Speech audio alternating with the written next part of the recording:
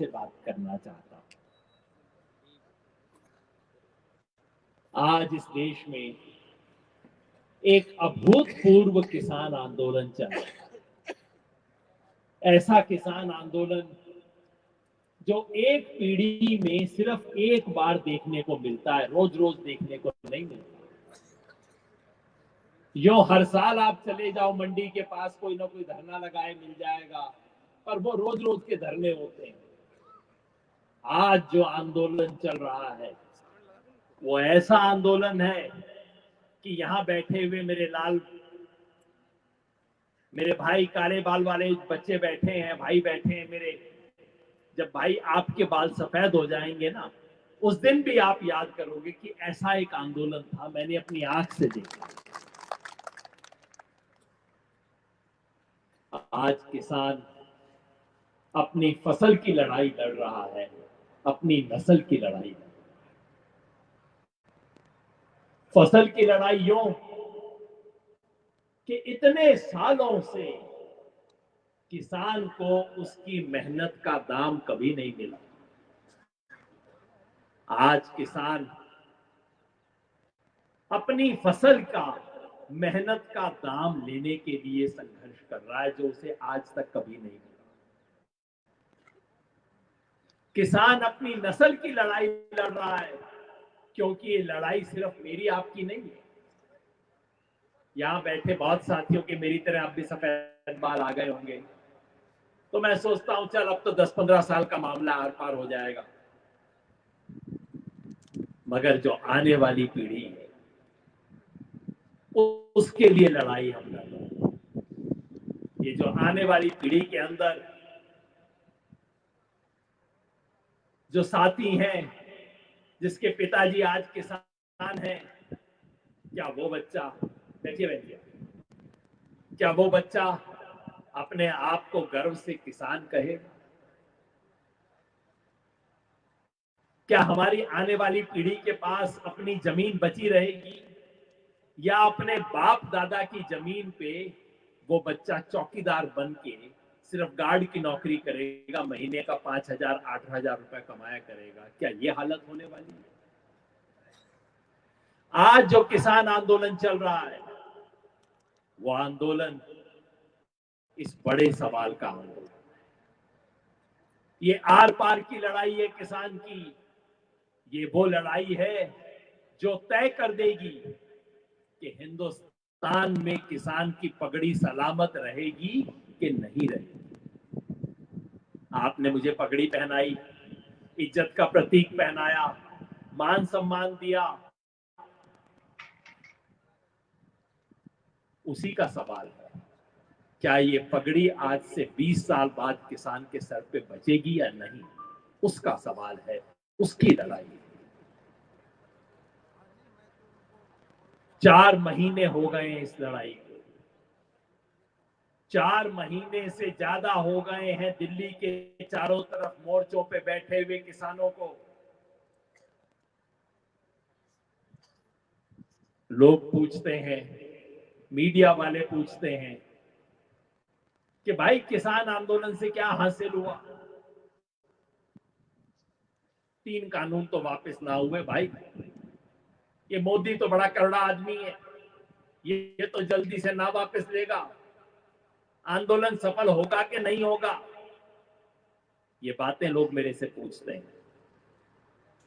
उन सब साथियों को, मीडिया वाले साथियों को, सबको मैं कहना चाहता हूं, मेरे दोस्त, ये आंदोलन तो सफल हो चुका है। होगा की बात तो बाद में है, ये आंदोलन तो सफल हो चुका है। 3 बातें इस आंदोलन ने की हैं जो आज तक पिछले 70 साल में किसी एक किसान आंदोलन ने हासिल नहीं की। पहली बात, इस आंदोलन ने किसान की अपनी इज्जत, किसान का स्वाभिमान, किसान की आबरू किसान को वापस लौटाई। हम सब जानते हैं सच्चाई। घर में रिश्ते के लिए कोई आ जाए, पूछे लड़के का बाप क्या करता है।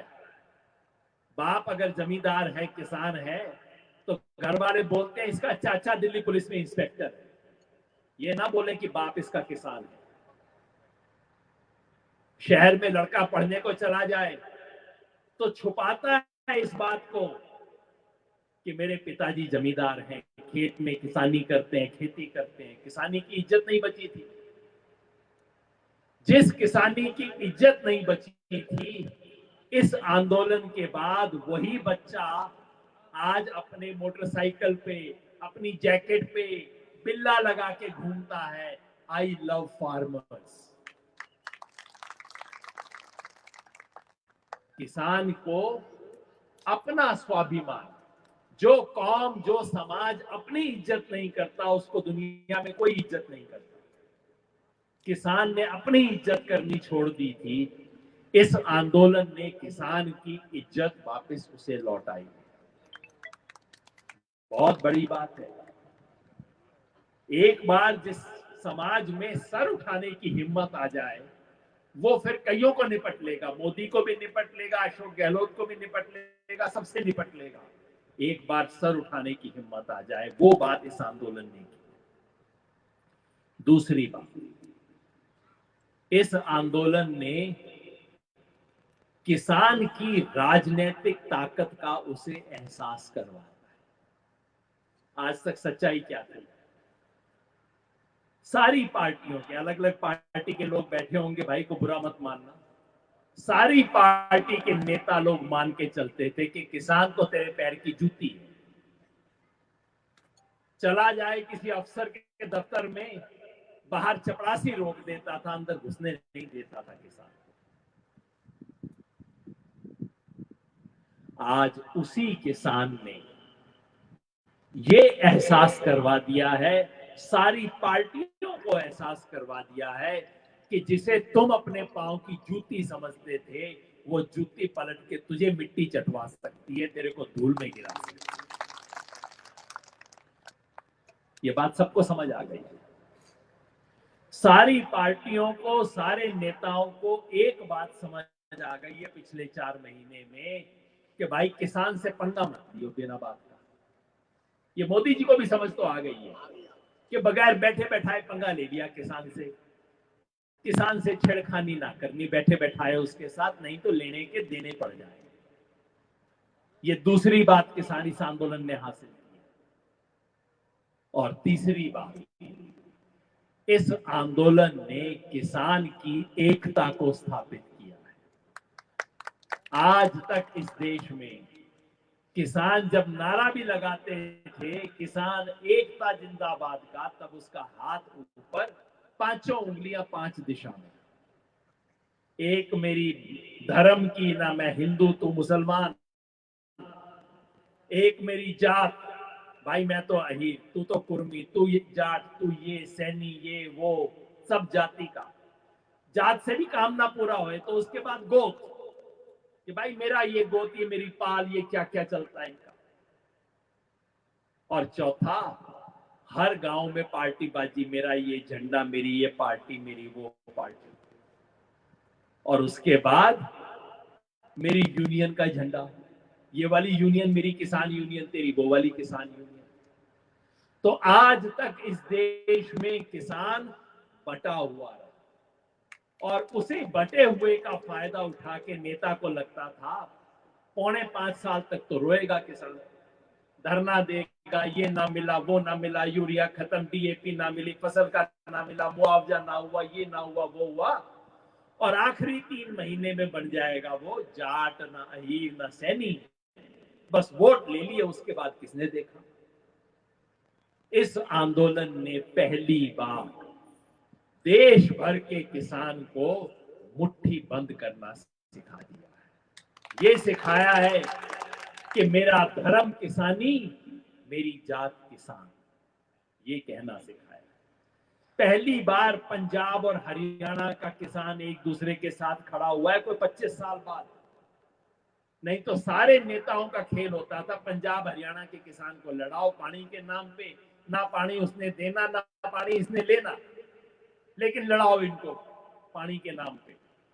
आज वो हरियाणा पंजाब का किसान एक दूसरे के साथ कंधे से कंधा जोड़ के खड़ा हो गया। राजस्थान में करौली में हम गए, आपको पता होगा थोड़ा सा मीना और गुज्जर समाज के अंदर थोड़ा सा खींचतान रहती है, काफी खींचतान रही, नेताओं को भी बड़ा फायदा मिलता है कि चल भाई आपस में लड़ेंगे तो तेरा काम पूरा होगा। लेकिन जब से इस इलाके के अंदर महापंचायतें शुरू हुई है करौली में, मीणा और गुज्जर समाज दोनों मंच पे एक साथ बैठा हुआ है, दोनों यहाँ साथ बैठा हुआ है, किसान एक दूसरे के साथ खड़े हो गए।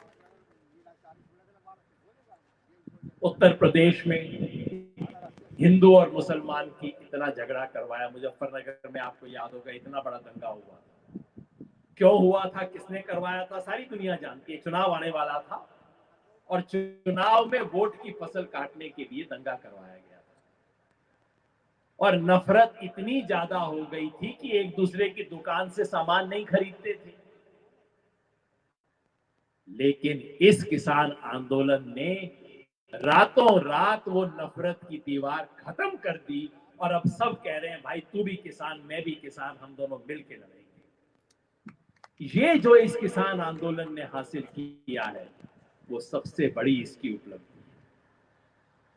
तो मैं कहता हूं कि इस किसान आंदोलन ने 3 बड़ी जीत तो हासिल कर ली है। लोग कहते हैं भाई साहब वो तो ठीक है, लेकिन ये बताओ 3 कानून का क्या हुआ, एमएसपी का क्या हुआ? मैं कहता हूं मेरे भाई, ये 3 कानून तो मर चुके हैं। कई बार अस्पताल में होता है ना कि कोई बड़ा सा नेता मरीज होता है, पत्रकार जाके पूछते हैं नेताजी की स्थिति क्या है, तो डॉक्टर आके बोलता है नेताजी कोमा में। बोलने वाले को भी पता है कि मर चुका है मरीज, सुनने वाले को भी पता है कि मर गए, अभी चीफ मिनिस्टर के आने का इंतजार कर रहे हैं। वैसा ही है, ये 3 कानून कोमा में है, मर चुके हैं, बस घोषणा का इंतजार है और कोई बात नहीं। ये मैं गंभीरता से कह रहा हूं। इस किसान आंदोलन के बाद इस सरकार की या आने वाली किसी और सरकार की हिम्मत नहीं होगी कि इन कानूनों को लागू करने की कोशिश भी कर सके। और अगला कोई प्रधानमंत्री, इस प्रधानमंत्री की तो बता दिया, अगला भी कोई प्रधानमंत्री होगा और उसके बाद कोई जाएगा, अडानी अंबानी जाएगा जी ये वाले कानून ले आओ दोबारा, तो नेता हाथ जोड़ लेगा, भाई तूने देखा नहीं मोदी का क्या हुआ था, मैं इस पंगे में ना फंसू। किसी की हिम्मत नहीं होगी इन कानूनों को लागू करने की। तो फिर एक पत्रकार ने पूछा भाई साहब जब मर ही गए तो फिर आप आंदोलन क्यों कर रहे हो? मैं कहा भाई मर तो गए पर डेथ सर्टिफिकेट भी तो लेके जाएंगे, ऐसे थोड़े ही जाएंगे। तो मृत्यु प्रमाण पत्र का इंतजार कर रहे हैं, और इस देश के प्रधानमंत्री ने इसे अपनी मूंछ का सवाल बना रखा है कि मर तो गए लेकिन मृत्यु प्रमाण पत्र नहीं दूंगा, मेरी हिट्टी हो जाएगी इसके अंदर। लोग कहते हैं कि ये सरकार आपसे वार्ता नहीं कर रही। मैं तब भी कहता था, आज भी कहता हूं कि किसान और सरकार की वार्ता से कुछ ना निकलेगा। बस एक ही वार्ता की जरूरत है, वो है इस देश के प्रधानमंत्री को नरेंद्र मोदी से वार्ता करने की जरूरत है। शीशे के सामने बैठ के एक दिन प्रधानमंत्री जी नरेंद्र मोदी से बात करें कि भाई इस देश के 100 करोड़ किसान, उनकी भलाई ज्यादा बड़ी है कि तेरी नापी ज्यादा बड़ी है? अगर इस देश का प्रधानमंत्री चीन और पाकिस्तान के खिलाफ हिम्मत से खड़ा हो, अडिग खड़ा हो, तो लोग कहेंगे उसका सम्मान करेंगे। कभी कभी पार्टीबाजी में एक दूसरे की पार्टी के खिलाफ आप अड़ जाते हो कि ना कांग्रेस को तो मैं नीचे दिखाऊंगा ऊपर दिखाऊंगा, चलो वो भी समझ आती है। पर इस देश का प्रधानमंत्री किसान के साथ ये अड़ियल रुख अपनाए कि कुछ भी हो जाए तेरी बात ना मानूंगा, ये तो लोकतंत्र के लिए अच्छा नहीं है। इतना अहंकार तो अच्छा नहीं है। तो प्रधानमंत्री जी ये 3 कानून तो मर गए हैं, अब इनका मृत्यु प्रमाण पत्र देने को अपनी इज्जत का मामला ना बनाओ। लोकतंत्र में जो बड़ा नेता किसानों के सामने, जनता के सामने झुकता है, वो छोटा नहीं होता, वो बड़ा हो जाता है। मोदी जी, इस बात को याद रखना।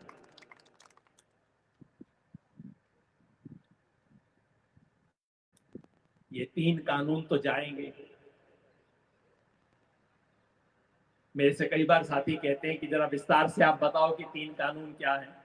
ये काम मैं आज ना करूंगा, क्योंकि पिछले 3 महीने से मैं यही काम कर रहा हूं। और वैसे भी एक छोटी सी पुस्तिका हमारे पास है, बांट रहे होंगे हमारे साथी कोई। इस पुस्तिका में तीनों कानूनों के बारे में बताया है कि कानून है क्या, इससे किसका फायदा होगा, किसका नुकसान होगा, सरकार क्या तर्क दे रही है और सच्चाई क्या है। सारी बात लिखी हुई है, तो वो दोहराने का कोई फायदा नहीं। सवाल ये है कि ये 3 कानून तो जाएंगे, इसके बदले क्या है? इसके बदले आएगा एमएसपी को कानूनी गारंटी देने वाला कानून। मैं यहां राजस्थान में हूं, पड़ोस में अपना हरियाणा है, और यहां सारे किसान बैठे हैं। आप मुझे बताओ, पिछले सीजन में बाजरे की फसल अपनी थी, यहां पे हुई होगी बाजरे की फसल, हुई थी जी? क्या दाम मिला था आपको? 1100, 1200, 1100, 1200 भी ना मिला, कहीं तो 12, 1250 भी मिला होगा। इतना 1100 ही। ये बताओ, पड़ोस में हरियाणा में क्या मिला था? कितना? 2150। क्यों 2150? क्या है? 2150 बाजरे पर एमएसपी है।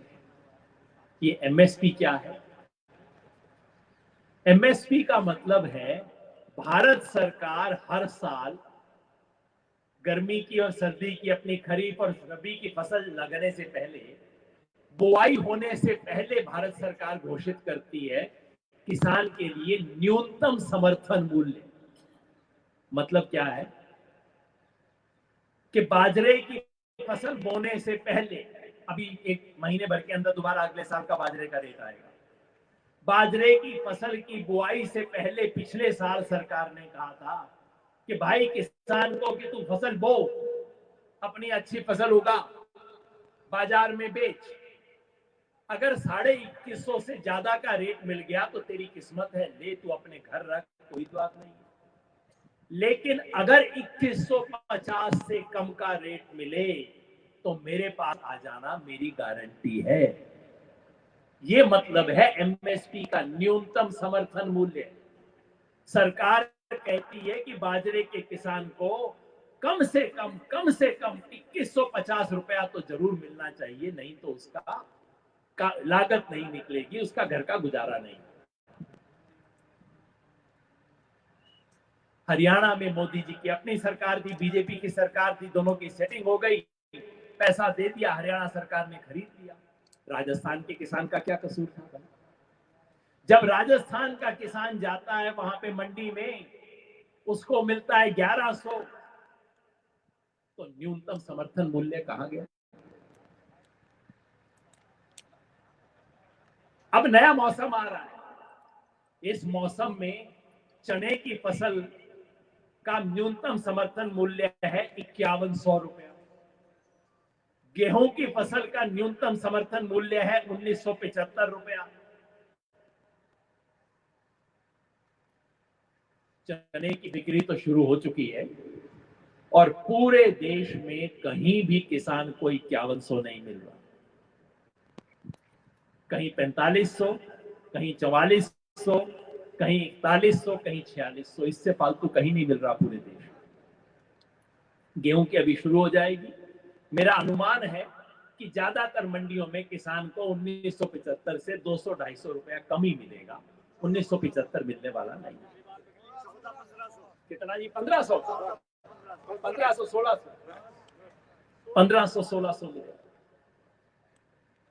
अब आप बताओ, सरकार की इस घोषणा का फिर मतलब क्या है? कि भाई हर साल आप 2 बार घोषणा कर देते हो न्यूनतम समर्थन मूल्य इतना है, अभी देखना महीने भर में दोबारा घोषणा आएगी और हर बार ये सरकार बड़ी टुकड़ुकी पेट के करती है। सरकार ने किसानों के लिए न्यूनतम समर्थन मूल्य की घोषणा की, डुक डुक डुक डुक डुक डुक करके पेश करेगी। तो भाई तुम्हारी घोषणा को चाटूं क्या मैं? जब तुमने घोषणा कर दी 2150, मुझे मिल रहा है 1100, तो मैं क्या करूं तुम्हारी इसका? अपने यहां तो मक्का होती नहीं। मक्का का सरकार ने न्यूनतम समर्थन मूल्य घोषित कर दिया 1850। आप पता कर लो जिस इलाके में मक्का होती है, किसी को 900 रुपया मिला, किसी को 950 रुपया मिला, 1000 रुपया जिसको मिल गया वो बहुत खुश था कि भाई मेरे को चल 1000 रुपया मिल गया। ये हालत है। तो किसान आंदोलन क्या कहता है? किसान आंदोलन कहता है कि इसे आप कानूनी अधिकार बनाओ। अगर आज की तारीख में मेरे किसान भाई जाएं और कहें मेरे को बाजरा का 2150 दो, तो मंडी अधिकारी कहेगा मेरे पास तो कोई आदेश ना है, मैं आपको कैसे दे दूं? आप अगर कोर्ट कचहरी में जाओगे, कहोगे जी कि मेरे को सरकार कहती है 2150, लेकिन मेरे को तो मिल रहा है 1100, मैं क्या करूं? जज कहेगा मैं भी क्या करूं? कहीं कानून में थोड़ा ही लिखा है। तेरी और सरकार की बात है, इच्छा है तो सरकार को मना ले, अगर कर देती है तो कर देती है, ना करे तो ना करे, मैं इसमें क्या करूं? इसलिए किसान आंदोलन कहता है कि हमें इसे एक कानूनी अधिकार के रूप में चाहिए। कानूनी अधिकार का क्या मतलब होगा? अगर आप मंडी जाओ और आपको 1100 रुपए में अगर बाजरा मिल रहा है, तो आप कोर्ट कचहरी जा सकते हो। कोर्ट कचहरी जाके कहोगे कि मेरा बाकी 1000 रुपया कहां गया, मुझे दिलवाओ। कचहरी से सरकार को सम्मन आएगा कि किसान को 1000 रुपए कम क्यों मिल रहा है, या तो तुम इसका घाटा पूरा करो या इसको मंडी से दिलवाओ, इसका हक है, इसको दिलवाना पड़ेगा। ऐसा कोई कानून आज नहीं है। किसान आंदोलन की तरफ से हम कहते हैं कि ये कानूनी हक होना चाहिए। मोदी जी क्या कहते हैं? मोदी जी कहते हैं एमएसपी थी, है और रहेगी। मैं कहता हूं मोदी जी, कागज पे थी, कागज पे है और कागज पे ही रहेगी। वो ना चाहिए, हमें तो कानून में चाहिए। बीजेपी वाले कहते हैं ऐसी बात कभी कानून में लिखी जा सकती है। मैं उन्हें याद दिलाना चाहता हूं, सन 2011 में मोदी जी जब गुजरात के मुख्यमंत्री हुआ करते थे, उस समय भारत के प्रधानमंत्री होते थे मनमोहन सिंह जी। तो मुख्यमंत्रियों की एक कमेटी बनी थी किसान की अवस्था पे विचार करने के लिए, और उस कमेटी के अध्यक्ष थे गुजरात के मुख्यमंत्री नरेंद्र मोदी जी। और उस कमेटी ने 2011 में लिख के अपनी सिफारिश दी थी, ध्यान से सुन लेना। मोदी जी के हस्ताक्षर के साथ लिखकर उस कमेटी ने सिफारिश की थी कि किसान की एमएसपी को कानूनी दर्जा दिया जाए। तो मैं आज कहता हूं मोदी जी, किसान की बात ना सुनो, कोई बात नहीं। किसान नेताओं की बात ना सुनो, कोई बात नहीं। अरे मोदी जी, आप नरेंद्र मोदी की बात तो सुन लो। जो आप खुद अपने मुंह से कहते थे 10 साल पहले, वो बात तो सुन लो, उसको ही लागू कर दो, हमें और कुछ नहीं चाहिए। तो आज पूरे देश भर का किसान कहता है कि एमएसपी को कानूनी दर्जा मिलना चाहिए। अब जो मेरी बात से सहमत है, जरा हाथ उठा के समझा दियो कि भाई सहमत है इस बात से। मिलना चाहिए ना? तो कुल मिला के ये आंदोलन क्या है, मैं बिल्कुल मोटी बात बता देता हूं। इस देश के प्रधानमंत्री कहते हैं मैंने किसान के लिए एक ऐतिहासिक सौगात दी है। सौगात मतलब उपहार, गिफ्ट। क्या है सौगात? 3 कानून दिए। किसान कहता है नेताजी, प्रधानमंत्री जी, ये सौगात तो मैंने कभी मांगी ना। भाई अगर मेरे लिए इतनी अच्छी बात होती तो मेरे किसी नेता ने तो मांगी होती। क्या मंच से चौधरी चरण सिंह का नाम लिया गया, बहुत बड़े नेता थे। अगर ये किसान के लिए बहुत अच्छी बात होती तो चौधरी साहब ने कभी तो बोली होती अपने मुंह से कि भाई किसान के लिए 3 कानून ले आओ। जब वो खुद देश के प्रधानमंत्री बने तो थोड़ा कोशिश तो की होती उन्होंने 3 कानूनों को लाने। आज तक देश के किसी किसान आंदोलन ने, किसी किसान संगठन ने ये मांग नहीं की कि ये 3 कानून लेके आए। खुद जो बीजेपी का अपना संगठन है भारतीय किसान संघ, उसने मांग नहीं की कि ये कानून लाए जाए।